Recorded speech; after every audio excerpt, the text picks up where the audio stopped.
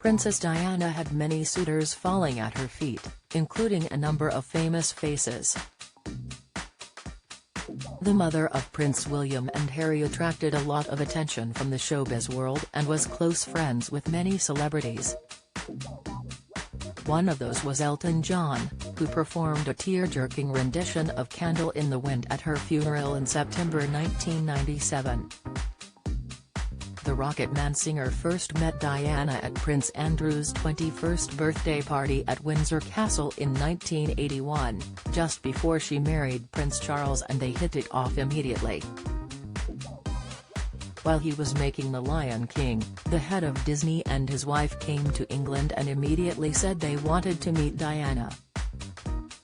Elton decided to host a dinner party and invited a load of big names who were in the country at the time, including George Michael, Richard Curtis, Richard Gere, and Sylvester Stallone. And it was the two Hollywood actors who would end up in a heated row over Diana. Get the news you want straight to your inbox. Sign up for a Mirror newsletter here. In his 2019 book Me, Elton revealed all about what happened on that explosive night, explaining that Diana was locked in conversation with American Gigolo actor Gere. The most peculiar scene developed. Straight away, Richard Gere and Diana seemed very taken with each other, he wrote. As the rest of us chatted, I couldn't help notice a strange atmosphere in the room. Judging by the kind of looks he kept shooting them, Diana and Richard Gere's newly blossoming friendship was not going down well with Sylvester Stallone at all. I think he may have turned up to the party with the express intention of picking Diana up, only to find his plans for the evening ruined. When the guests moved to the dining room to be served dinner, there was no sign of Gere or Stallone.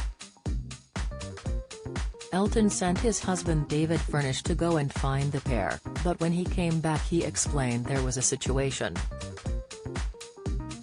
Elton continued, it transpired that had discovered Sylvester Stallone and Richard Gere in the corridor, squaring up to each other, apparently about to settle their differences over Diana by having a fist fight.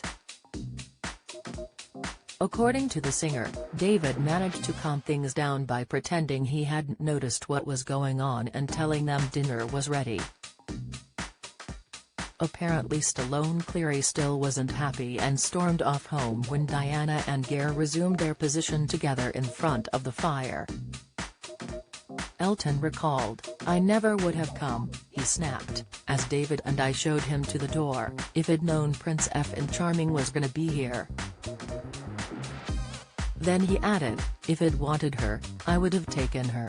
But the commotion didn't ruffle Diana, who was still gazing raptly at Gere in the living room and had seemingly no idea about the commotion with Stallone. Elton wasn't sure whether she hadn't noticed or that incidents like this were so commonplace for her that she was used to having people fight over her. However, Stallone denied it ever happened back in 2019 when asked about the fight in the comments section of one of his Instagram photos. Total BS for him to sell books, wrote Stallone. Total rubbish. This was all part of a decades-long feud between Stallone and Gere, who reportedly won't appear in movies together. The tension began back in 1974 when they were both set to star in The Lords of Flatbush, but Gere ended up getting fired from the film. Speaking to Ain't It Cool in 2006, Stallone said he took an almost immediate dislike to Gere, adding, he would strut around in his oversized motorcycle jacket like he was the baddest knight at the round table.